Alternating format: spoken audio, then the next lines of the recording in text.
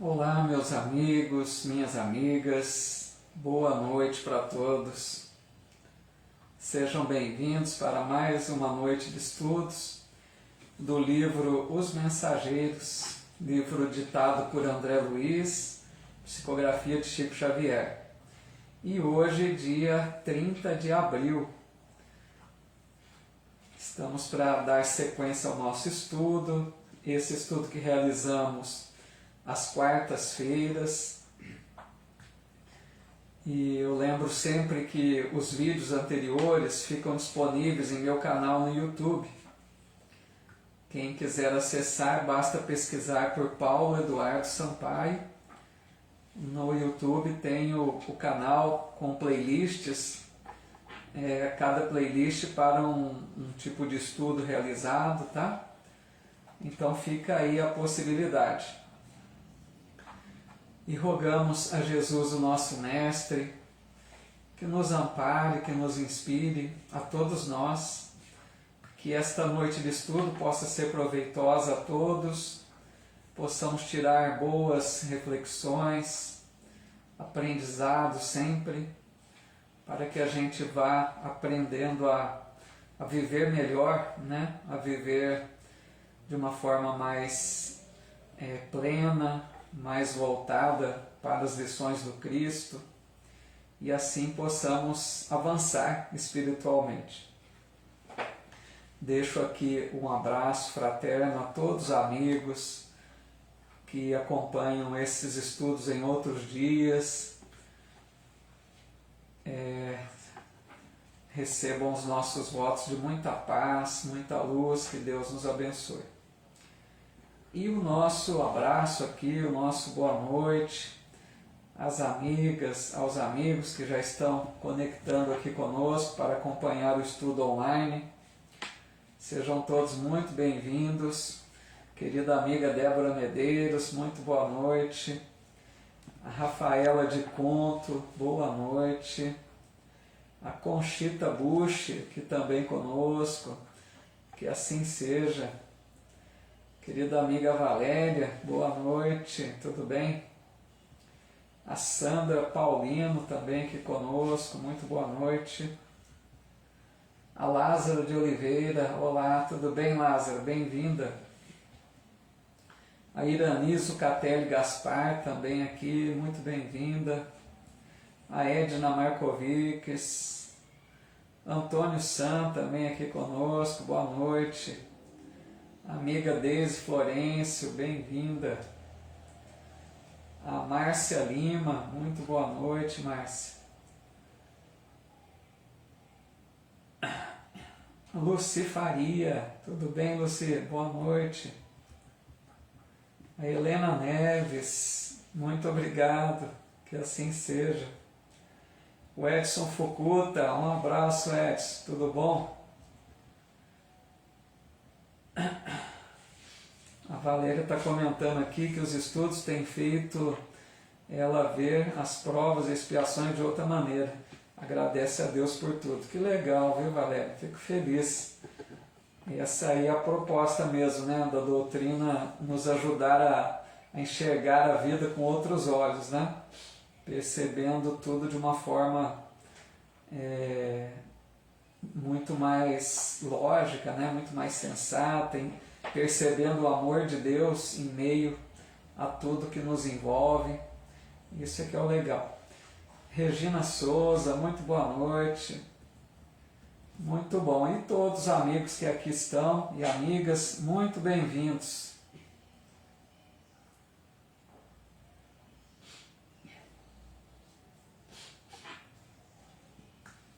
Bom, nós vamos, amigos, para o capítulo 20, né? Iniciamos o capítulo 20 a semana passada, um trechinho que a gente já estudou. Eu vou dar aqui uma recordada para a gente poder concluir esse capítulo 20, intitulado Defesas contra o Mal. Nós vimos na semana passada, então, iniciando esse capítulo 20, que lá no posto de socorro, né, de Campo da Paz, mostrou uma visão do posto, uma certa condição de defesa, né? tinha ali vários equipamentos, várias características de um lugar que se defende de um possível ataque. Então nós vimos lá, inclusive, algumas formas de armas, né? Eles diziam, exemplo de canhões da terra. Então André Luiz ficou muito assustado, estranhou tudo isso, né? Como assim? Um lugar que é para auxílio, apresentar até armas de defesa? Mas logo chamou a atenção de André Luiz que lá no alto, né? Que são aqueles muros altos, tem as torres, bem no alto estava lá uma bandeira branca, bandeira da paz. Ou seja, eles deixando claro que não estão ali para agredir a espírito algum, né? Muito pelo contrário, estão ali para ajudar. Porém, o Alfredo, né, que é o administrador do posto, explicou muito bem que naquela dimensão ali, umbralina, não existem somente espíritos perturbados, existem espíritos maldosos, né? Espíritos agressivos, espíritos rebeldes, que para estes é necessário manter-se em defesa. Então essa é a explicação por que esse posto de socorro apresenta ali condições de defesa. Porque eles não vão permitir que esses espíritos, né, levem perigo para aqueles que estão lá albergados, sendo tratados. Não vão deixá-los entrar e perturbar a paz, certo? Então é nesse sentido que esse capítulo está dizendo aí, defesas contra o mal. Veja bem, defesa, né? É no sentido de se defender e não de atacar de forma alguma. É muito pelo contrário, é para ajudar. Deixa eu ver aqui o pessoal que foi chegando. Nossa boa noite aqui para a Cida Baldan, a Zizi Cristóforo, muito boa noite, um abraço, Zizi. A Edna Markovics comentando, gratidão sempre a esse estudo maravilhoso que nos fortalece diariamente, muito legal. A Maria Bonassi também aqui, boa noite. Então vamos lá, agora nós vamos dar sequência onde paramos, tá? Quem anotou aí, né? Senão eu vou ler aqui já. Aí então eles estão falando que a maioria ali dos espíritos são perversos, criminosos, né? Que agridem. Aí diz assim, Deus meu, exclamou Vicente admirado, mas por que se organizam deliberadamente para o mal? Não sabem, porventura, que todos os patrimônios universais pertencem à majestade divina? Não reconhecem o soberano poder? Então o Vicente ficou muito admirado, né? Por quê? Será que eles não reconhecem então o poder de Deus, né? A realidade desse ser que comanda tudo? Porque se eles se organizam para a prática do mal e o mal não é de Deus, né? É como se eles estivessem desprezando o Criador, né? Então o Vicente achou muito estranho esse procedimento desses espíritos se organizarem, né? Instituições criminosas ali para agredir, completamente alienados, né? Das leis divinas. Então ele achou muito estranho isso. Aí diz assim, meu amigo, falou Alfredo em tom grave, fiz as mesmas perguntas quando aqui cheguei pela primeira vez. As respostas que tive foram incisivas e concludentes. Poderíamos, Vicente, formular na crosta as mesmas interrogações.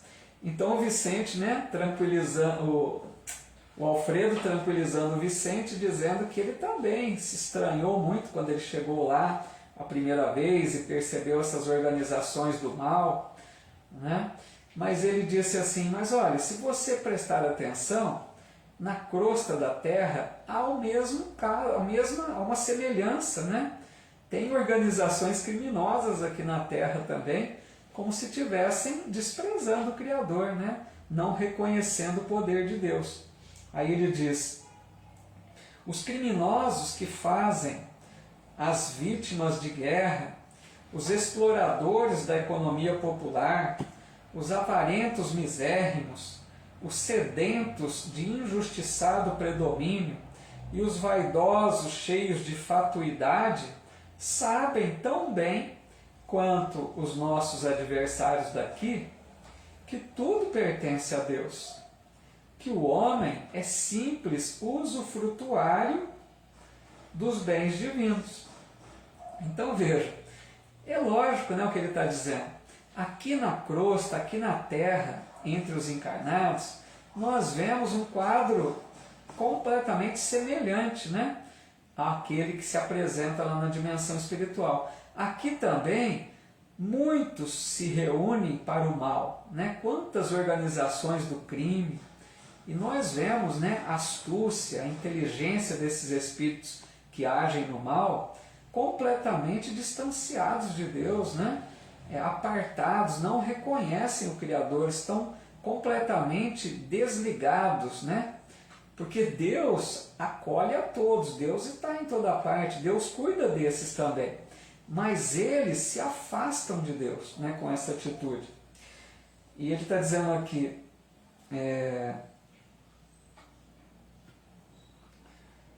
então, que o homem é simples usufrutuário dos bens divinos.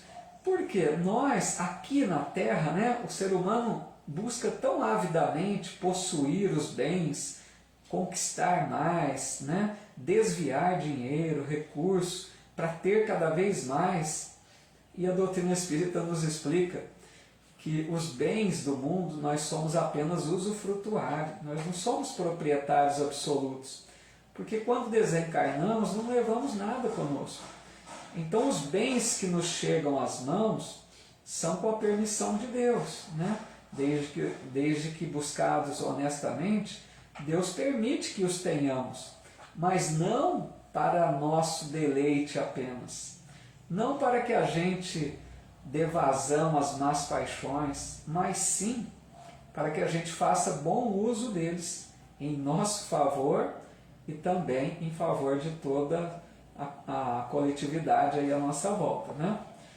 Olha só, o Anderson Tavares, a Adriana Nasser, tudo bem, Adriana? Muito bem-vinda, querida amiga lá de Araraquara, onde estivemos lá realizando palestra recentemente, Centro Espírita Luz e Caridade. Muito bem-vinda, viu, Adriana? Um prazer tê-la aqui conosco também. E a Edna comentando, é verdade, só levamos o que somos, é isso, né? O que nós levamos é o que está dentro, é o que está no espírito, né? E quantos aí desesperados para conseguir cada vez mais. Olá, Renatinha Joneves, Mônica Rovigatti, que legal. E a todos que aqui estão, muito bem-vindos. Bom, aí continuando, diz assim, não ignoram que os antepassados foram chamados à verdade e a contas pela morte, e que eles seguirão os mesmos caminhos. Entretanto, atormentam-se na crosta como verdadeiros loucos, amontoando possibilidades para a ruína e abusando das oportunidades mais santas. Olha que interessante, né? Esses criminosos, está dizendo aqui o Alfredo, que eles não ignoram que os antepassados, quer dizer, outros que já agiram da mesma forma, encontraram situação dolorosa, difícil, e eles parecem que estão cegos para isso. Não querem reconhecer que caminham para pela mesma situação difícil, né? Para o mesmo despenhadeiro, vamos dizer assim, que vai ser uma ruína, né? A situação em que eles se encontrarão pela atitude criminosa que vem agindo, né? E ele diz, aqui se verifica a mesma coisa. Querem dominar antes de se dominarem. Exigem antes de dar. E entram em perene conflito com o espírito divino da lei. Estabelecido, o espírito divino da lei. Vamos dar uma pausa aqui. Então vejam só, esses espíritos trevosos que agridem, que querem dominar, ele está dizendo aqui, eles querem dominar antes de se dominarem. O que quer dizer isso? Eles estão mais preocupados em dominar outros, né? Comandar, aliciar, eles querem dominar as mentes de espíritos mais fracos, né?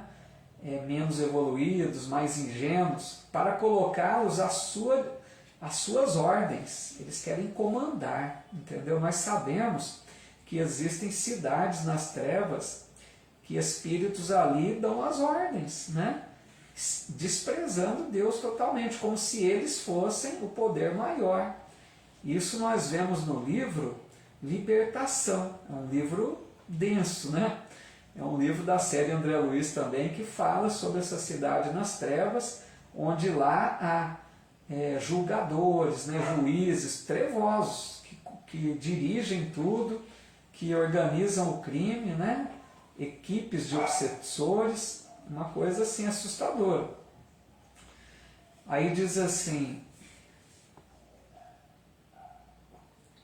é isso mesmo, Rafael está colocando aqui, subjugar totalmente. A gente vê lá isso. Eles querem dominar realmente, sabe?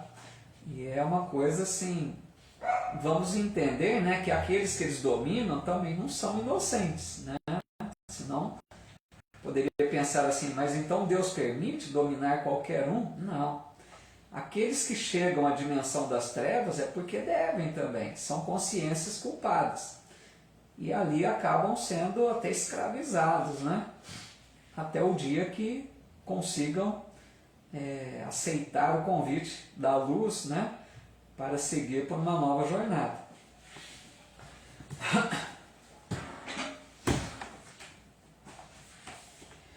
Aí diz assim,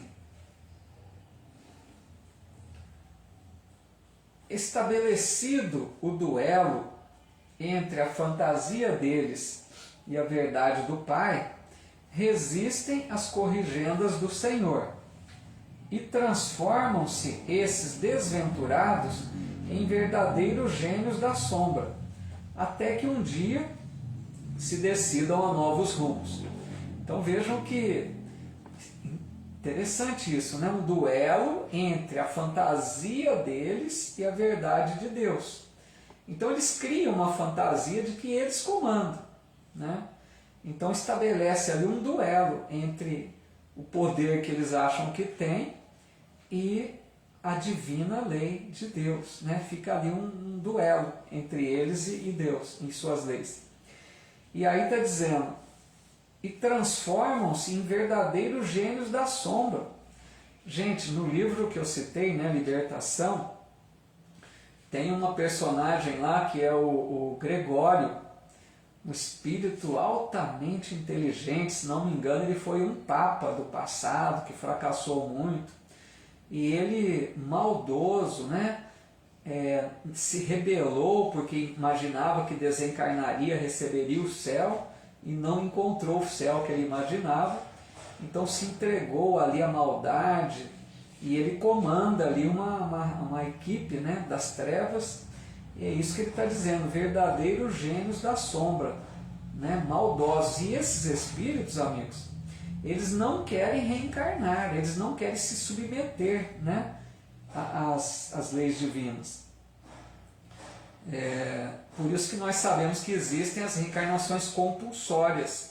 Em alguns casos, né, espíritos muito revoltados, muito rebeldes, sem consciência de entender o que é melhor, algumas vezes são trazidos à reencarnação contra a sua vontade, né? Reencarnações compulsórias, daí o nome. Lembrando que não é castigo, mas simplesmente para o bem deles mesmos, que não estão enxergando, né, a situação em que se colocaram pelas suas más escolhas, né? Intrigado com as profundas observações, perguntei, mas como explicar as bases de semelhante atitude? Na Terra compreendemos certos enganos, mas aqui, né? Então o André Luiz achando estranho, né? Como que ali na dimensão espiritual, onde o espírito já tem uma realidade, tem uma consciência mais desperta, né? Na realidade espiritual nós sabemos que os espíritos já conseguem compreender um pouco melhor. Como que lá ainda agem dessa forma? O generoso interlocutor não me deixou terminar e prosseguiu. Na crosta, nossos irmãos menos felizes lutam pela dominação econômica, pelas paixões desordenadas, pela hegemonia de falsos princípios. Nestas zonas imediatas à mente terrestre, temos tudo isso em identidade de condições. Deixa eu só ver aqui que a Valéria está fazendo uma pergunta. Como saber se um ente querido reencarnou? Quando puder me ajudar, eu agradeço. Deixa eu só concluir aqui o raciocínio, Valéria, eu tento te falar rapidinho. A Ana Lúcia está dizendo, e nesse estado que esses espíritos estão, como vem a Terra? Então, é preocupante, né, Ana Lúcia, que a gente vê espíritos aí numa condição tão deprimente, né, de atraso, de revolta. Aí, Ana Lúcia, a gente entende quando nós vemos o caos que está na Terra, não é? Nós vemos pessoas hoje que não têm a menor consciência dos atos, assim, não se importam, né, de fazer o mal, de tirar a vida do outro a troco de nada, tem uma frieza, não tem sentimento, parece. São esses, né, que vêm completamente perturbados, completamente ainda presos ao mal, certo? E eles agem dessas formas aí que nos assustam, né? Então aqui só concluindo o raciocínio, ele está dizendo que é a mesma coisa da Terra, né? Aqui na Terra tem muitos espíritos buscando, né, o domínio econômico. O que mais buscam aqui na Terra é o poder, né? O dinheiro, as facilidades, querem o comando, né? Agem de todas as formas para desviar recursos, para roubar mesmo, para agir criminosamente, né? E ele está dizendo que lá também existe situação semelhante. Então, Ana Lúcia, entendi sua pergunta, né? Será que eles não se melhoram? Tem espíritos, pessoal? Essa pergunta da Ana Lúcia é boa, né? Porque nós estamos acostumados que muitos espíritos que estão na condição ruim, na dimensão bralina, são resgatados por uma colônia, reconhecem seus erros, se melhoram, se arrependem. Mas tem alguns que vêm direto do umbral para cá. É difícil, né? São essas reencarnações compulsórias, certo? Aqueles que não têm interesse em se melhorar, não se arrependem. Tem que vir mesmo que contra a vontade, para tentar assim um choque, né?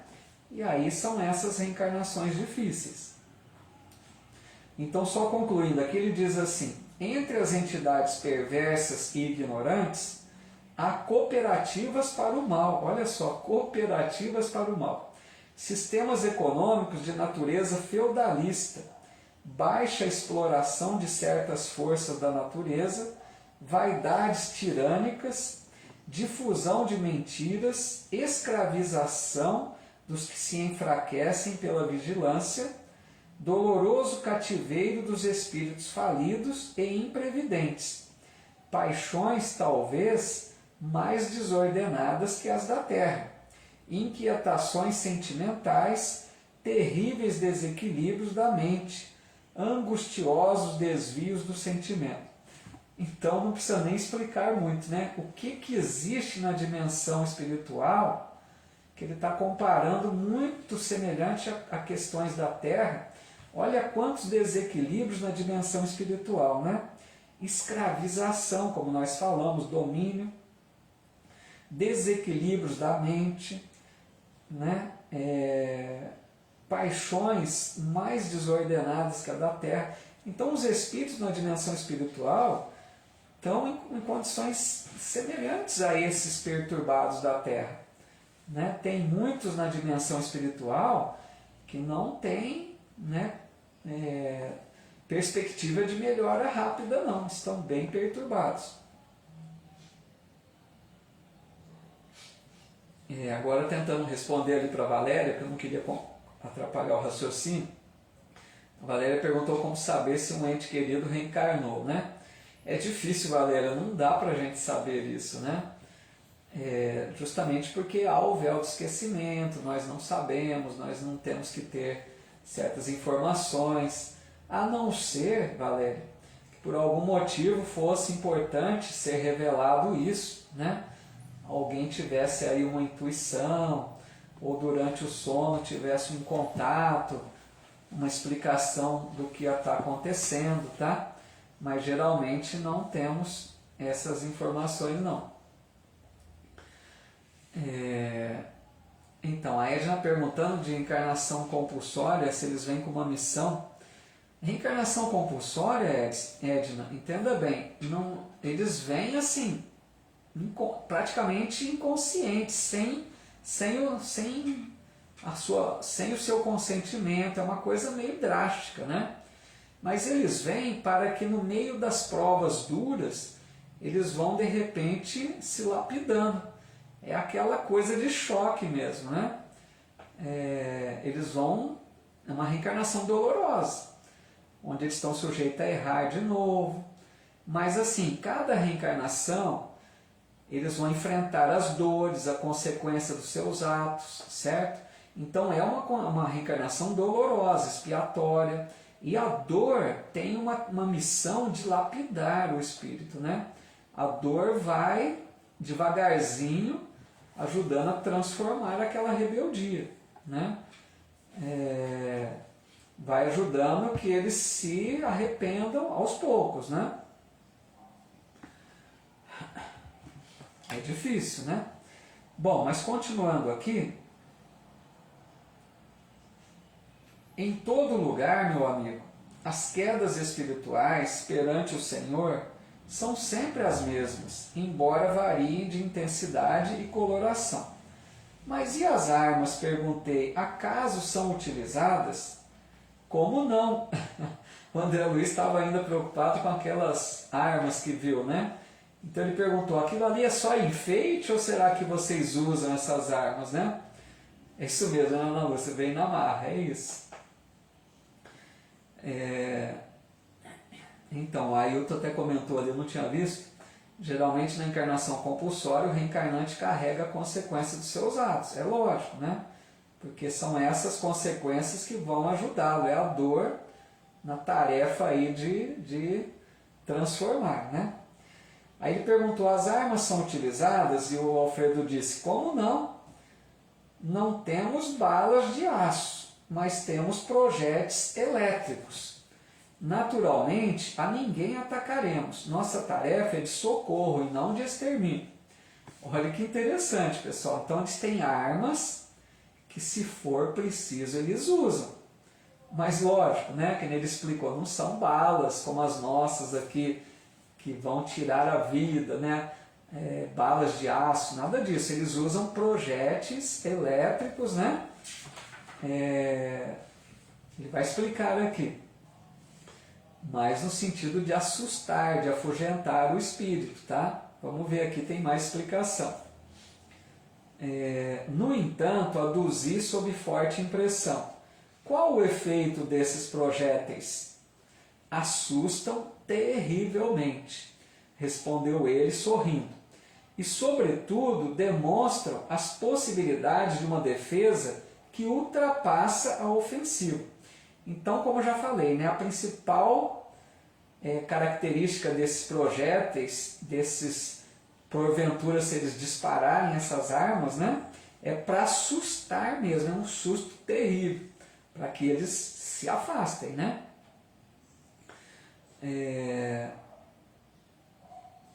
Aí ele diz assim, Alfredo, não, mas apenas assusta, o André Luiz está insistindo ali, né? Tornei a interrogar.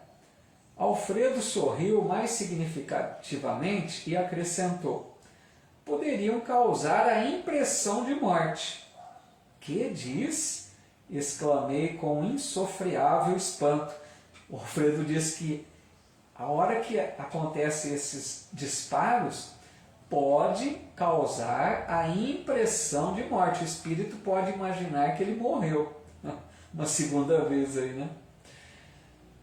O administrador meditou alguns instantes e, ponderando talvez a gravidade dos esclarecimentos, obtemperou. Meu amigo, se já não estamos na carne, busquemos desencarnar também os nossos pensamentos. Olha que interessante, né? Que engraçado isso. Ele está falando, se nós já desencarnamos, vamos desencarnar também os pensamentos. Quer dizer, ele está pedindo para o André Luiz não ficar tão preso com as coisas da Terra, né? Os pensamentos muito voltados para as coisas da Terra. Que ele desencarne também os pensamentos. Deixa eu ver aqui a Valéria.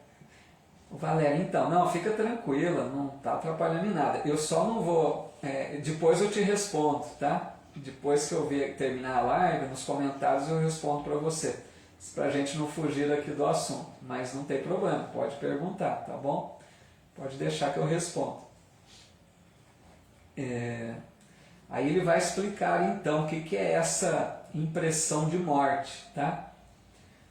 As criaturas que se agarram aqui às impressões físicas estão sempre criando densidade para os seus veículos de manifestação, da mesma forma que os espíritos dedicados à região superior estão sempre purificando e elevando esses mesmos veículos. Olha, amigos, que interessante, prestem atenção nisso. Ó. Aqueles espíritos que estão ali nessa dimensão de umbral, né, envoltos ali ao posto de socorro, ele está dizendo assim, criam densidade para os veículos de manifestação. O que é isso? O que é o veículo de manifestação desses espíritos ali? É o corpo espiritual, pessoal, é o perispírito, certo? E nós sabemos que Kardec explica muito bem isso, que quanto mais atrasado é o espírito, mais denso é o corpo espiritual, mais pesado, certo? Mais materializado, se a gente pudesse assim dizer. Então o que ele está dizendo? Os espíritos que ali estão, muitos deles, vão criando densidade, quer dizer, pelas atitudes deles, pelos pensamentos, pelas práticas deles, eles vão cada vez mais deixando o perispírito mais denso, mais pesado. Um perispírito muito denso. Por isso que eles não alcançam dimensões mais altas, porque o perispírito é denso. Ele está dizendo, assim como os espíritos mais elevados estão sempre purificando e elevando os perispíritos. Aqueles que buscam o bem, têm pensamentos bons, vão se voltando para viver de acordo com as leis divinas, o perispírito vai se purificando, vai se sutilizando, ao passo que ali os perispíritos vão se tornando mais densos, porque eles estão agarrados àquela maldade, ao crime, então estão criando uma densidade. Nossos projetos, portanto, expulsam os inimigos do bem através de vibrações do medo. Mas, olha só, poderiam causar a ilusão da morte, atuando sobre o corpo denso dos nossos semelhantes menos adiantados no caminho da vida. Então, o que ele está dizendo? Esses projéteis vão assustar prioritariamente, mas eles podem causar essa impressão da morte. Por quê? Se um espírito sofrer, vamos dizer assim, receber um disparo desse projétil elétrico, ele vai atingir o corpo espiritual dele. E o corpo é tão denso, tão pesado, que ele vai sentir como se estivesse perdendo a vida desse corpo. Olha que interessante. Esse corpo é tão pesado, pessoal, que ele tem característica, não é exatamente, mas como se lembrasse o corpo físico. E um projétil atingindo esse corpo denso, a hora que choca nesse corpo, dá aquela impressão que tirou a vida desse corpo. Olha que interessante. Impressão de morte, como se fosse uma segunda morte. Mas aí ele explica ainda, né? A morte física na Terra não é igualmente por impressão, porque ele está dizendo aqui também na Terra, a morte é uma impressão, não é realidade. Aquilo que a gente chama morte aqui é apenas da vestimenta, o espírito não morre. Assim como lá na dimensão espiritual, esse projétil que atinge o corpo espiritual denso, mesmo que afetasse esse corpo, não vai tirar a vida do espírito. É uma aparência também, né? Aí ele coloca, ninguém desaparece. O fenômeno é apenas de invisibilidade ou por vezes de ausência. Quanto à responsabilidade dos que matam, isso é outra coisa. Lógico, né? Quem sofre essa morte aqui na Terra é apenas uma aparência, o espírito se liberta. Mas quem mata, esse tem a responsabilidade, esse vai responder por isso. E além desta observação, que é da alçada da justiça divina, temos a considerar igualmente que nesta esfera o corpo denso modificado pode ressurgir todos os dias pela matéria mental destinada à produção dele, enquanto que para obter o corpo físico, almas há que trabalham por vezes durante séculos. Olha que interessante, né? Então ele está dizendo, mesmo que no mundo espiritual ali inferior houvesse, né, alguma forma de temporariamente tirar ali a vida desse corpo espiritual do perispírito, ele está dizendo, mesmo que haja isso, né, houvesse ali uma forma de exterminar esse corpo espiritual, que ele é denso, o espírito reconstituiria no mesmo dia com o poder da mente. Porque o corpo espiritual é pelo pensamento, é pela mente, é criado pela mente de cada um, né?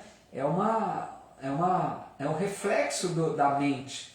Então, mesmo que houvesse a perda do perispírito denso nessa situação, ele reconstituiria em um dia mesmo com o poder da mente. E ele lembra, ao passo que aqui na Terra, né, por vezes demanda um século, porque se um corpo, a gente perde o corpo físico aqui pela morte, até conseguir outro numa próxima reencarnação, pode demandar aí mais de um século, certo? Olha que observação interessante. Então lá, gente, só para ficar claro isso, essas armas não vão, né, prejudicar o espírito, é apenas uma forma de assustá-los, de afugentá-los, para que eles não perturbem a paz do posto, tá? A Lucy colocou, que doideira, né? Gostei dessa explicação, corpo espiritual denso. Pois é, né? O corpo fica pesado mesmo. Então, Valéria, a Valéria coloca, a pessoa pode se materializar. Esse materializar, a gente tem que ter cuidado com as palavras, né? No mundo espiritual, é uma forma de matéria, mas não uma matéria densa como a nossa, né? No mundo espiritual, a matéria é fluídica, mas é uma transformação do fluido cósmico universal. E não deixa de ser uma forma de matéria, né? Isso que a Valéria coloca faz sentido assim, porque o espírito lá pode estar muito preso com essas coisas, né? Muito materiais, né? Então o espírito vai se, entre aspas, né, materializando, vai tornando denso esse corpo espiritual, certo? Vicente e eu caláramos estupefatos, quer dizer, aí ele ficou satisfeito, ficou admirado com tudo aquilo que ele ouviu, né? Falando de morte, aparência de morte, né? Na dimensão espiritual, muito estranho. Alfredo sorriu serenamente e perguntou bem-humorado, vocês conhecem a lenda hindu da serpente e do santo? Aí ele vai contar uma lenda hindu, que acho que alguns de vocês já conhecem, que faz muito sentido para essa questão aqui que ele está explicando sobre a defesa, né, e não o ataque. Aí ele diz assim, contam as tradições populares da Índia que existia uma serpente venenosa em certo campo. ninguém se aventurava a passar por lá. Deixa eu ver aqui primeiro, antes o Edson Fukuta está perguntando aqui, será que poderia ferir esse perispírito ou lesar de alguma forma, já que tem muitos desencarnados com os corpos espiritual lesado? Então, essa pergunta do Edson é interessante, né, gente? Lesar o corpo espiritual, né? Fazer uma marca ali, uma lesão, um trauma. Gente, é importante a gente diferenciar o que vem do espírito e o que vem externamente a ele, tá? O que lesa o perispírito é aquilo que a consciência do espírito produz, né? Por isso que é boa a pergunta do Edson, para a gente diferenciar isso. O espírito que age mal, que usa o seu pensamento, o seu livre-arbítrio para a prática do mal, ele lesa o perispírito pelas suas atitudes criminosas, pelo seu decidir, pelo seu livre-arbítrio, certo? Aí ele pode lesar o perispírito. Agora, o que vem externamente não lesa. Vou dar um exemplo bem claro aqui na Terra, dos encarnados, Edson. Imagine aqui na Terra uma pessoa que sofra um acidente. Uma pessoa que, por exemplo, vai atravessar uma rua, um carro vem e atropela, mas uma pessoa que não agiu com negligência. Foi o motorista que foi negligente e acabou acidentando essa pessoa, certo?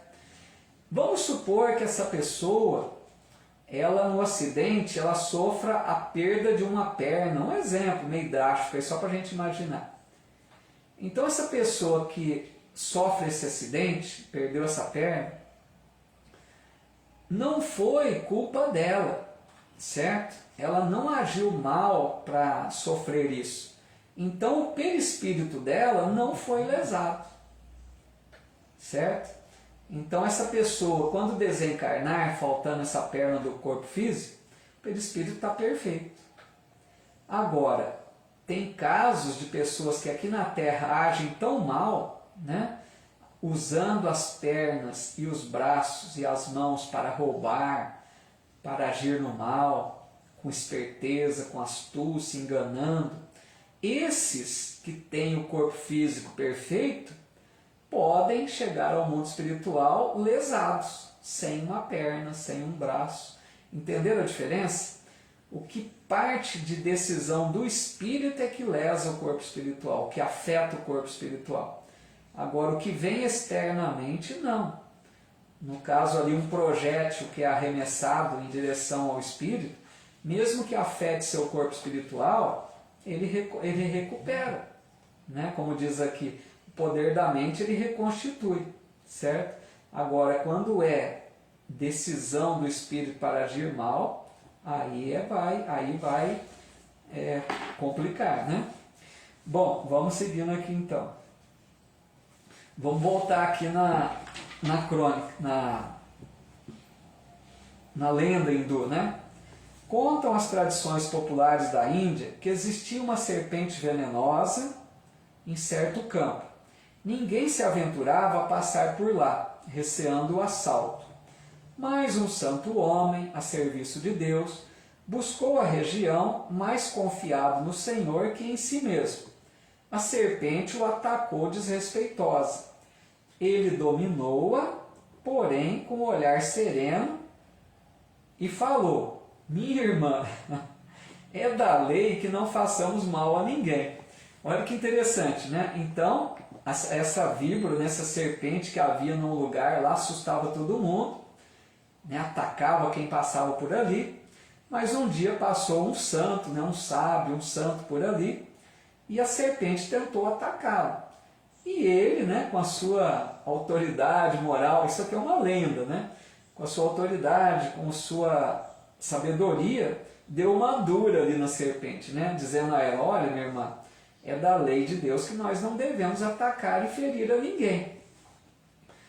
A víbora recolheu-se envergonhada, continuou o sábio o seu caminho e a serpente modificou-se completamente. Então, na lenda ali, né, a serpente acatou a lição daquele sábio e procurou não mais agredir a ninguém, ela se modificou.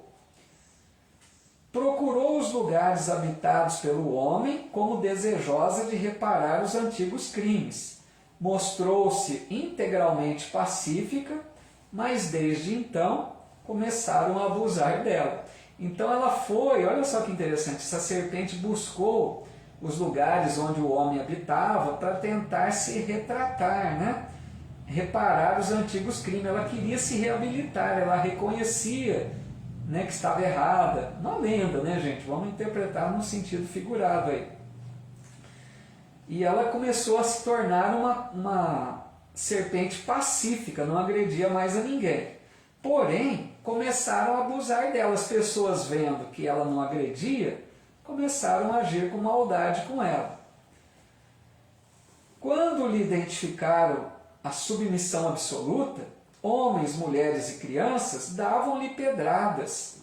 A infeliz recolheu-se à toca desalentada. Olha que triste, né? A cobra querendo, a serpente querendo agir melhor, não agredir mais a ninguém. Aí aconteceu o contrário, aí as pessoas que agrediam ela, vendo que ela não tinha ataque nenhum, que ela ficava ali recolhida, começaram a bater, né, a maltratar a serpente. Vivia aflita, medrosa, desanimada. Eis, porém, que o santo voltou pelo mesmo caminho e deliberou visitá-la. Espantou-se, observando tamanha ruína. A serpente então contou-lhe a história amargurada. Desejava ser boa, afável e carinhosa, mas as criaturas perseguiam-na e apedrejavam-na. Então, entenderam? O santo, aquele homem, voltou no mesmo lugar, e a hora que ele viu aquela serpente machucada, naquela condição ruim, né, diferente, ele quis saber o que estava acontecendo. E ela então explicou que a hora que ela tentou se redimir, agir de forma mais bondosa, né, sofreu a agressão daquelas pessoas. O sábio pensou e respondeu após ouvi-la: mas minha irmã, houve engano de tua parte. Aconselhei-te a não morderes ninguém e não praticares o assassínio e a perseguição, mas não te disse que evitasses de assustares os maus. Não ataques as criaturas de Deus, nossas irmãs, no mesmo caminho da vida, mas defende a tua cooperação na obra do Senhor. Não mordas nem firas, mas é preciso manter o perverso à distância, mostrando-lhe os teus dentes e emitindo os teus silvos. Nesse momento, Aniceto sorriu de maneira expressiva. O administrador fez longa pausa e concluiu: creio que a fábula dispensa comentário. Ou seja, né, aquele sábio, quando ele disse para a serpente para não agredir, que é da lei que não prejudiquemos a ninguém, ele não estava dizendo que ela não podia se defender, né? Então, gente, essa fábula para retratar a história ali do posto de socorro, né? Eles estão na mesma condição, eles não estão para agredir, mas eles estão para se defender. Porque nós sabemos que ainda há muita maldade, tanto aqui na Terra, quanto na dimensão espiritual. É preciso estar em defesa, né? Aqui na Terra nós não nos defendemos, nós não criamos sistemas de proteção de diversas formas, nós não impedimos que os maldosos tenham liberdade de ação dentro do possível. No mundo espiritual também, eles precisam se defender, né? Não é questão de que vão atacar a ninguém, mas precisam se defender. E assim a gente conclui esse capítulo, né? Na próxima semana nós vamos para o 21, Espíritos Dementados, outro capítulo interessante, né? Esse livro tem muita surpresa aí, tem muita coisa boa ainda para a gente estudar, né? Eu quero só deixar aqui um convite para aqueles que quiserem, pessoal que gosta aí dos estudos, das lives, né? Nesse próximo sábado, nós vamos participar de uma live pela TV Chico Xavier, no sábado às 20 horas. nós vamos levar um estudo sobre a parábola do filho pródigo, tá? Aqueles que quiserem acompanhar conosco, então sábado, 20 horas, depois eu vou divulgar nas minhas páginas aí, compartilho também no meu Facebook, tá legal? E assim então eu agradeço a vocês, queridos amigos e amigas, pela companhia. Foi um estudo legal, né? Um pouco denso, né? Um pouco pesado aí, falando desses espíritos revoltados, né? Falando aí das armas que os espíritos ali utilizam para se defender. Mas eu acho que ficou claro, né? A ideia central é questão de se defender, né? Não permitir que esses espíritos adentrem, né, o posto de socorro e possam levar prejuízo àqueles que ali estão. Legal, Débora, muito obrigado. Eu que agradeço, obrigado, viu? Muita paz, bom descanso para vocês também. Gente, então para a gente encerrar, agradecemos a Deus, nosso Pai, a Jesus, nosso Mestre, por essa oportunidade, pelas bênçãos que nós todos recebemos em nossa vida. A vida, amigos, por mais difícil que seja, é uma bênção de Deus. A gente precisa olhar para a vida com esses olhos. Tudo aquilo que nós chamamos problemas, dificuldades, não passam de benditas oportunidades que nós temos de crescer espiritualmente, de desenvolver virtudes, de aumentar a nossa fé, de desenvolver fortaleza moral. Então, amigos, evitemos de reclamar da vida, evitemos de reclamar da família, de tudo que nos envolve. Procuremos tirar lições de tudo isso.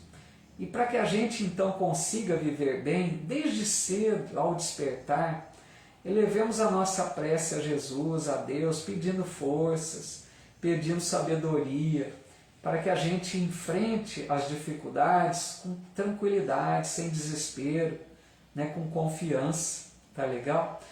Que essas lições possam nos ajudar cada vez mais a vivermos cada vez mais voltados, né, para as lições do Evangelho, que a gente consiga cada vez mais ter essa comunhão com os planos mais altos da vida, compreendendo cada vez mais que Deus é o Pai amoroso, que cuida de nós, né?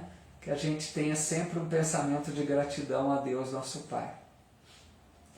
Então, gente, muito obrigado, Lázaro de Oliveira, muito obrigado a todos os amigos aqui do Facebook, as amigas, pelas mensagens fraternas, pelo carinho, pela companhia. Que Deus abençoe nossos lares, que fiquemos na paz de Deus. Olá, Odete Oliveira, um abraço, viu?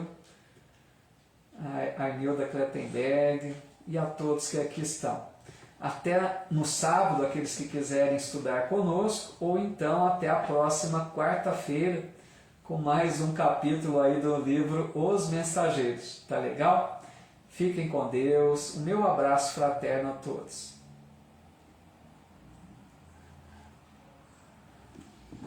Tchau, gente. Muito obrigado, viu? Muito obrigado pela presença, pelo carinho. Até uma próxima.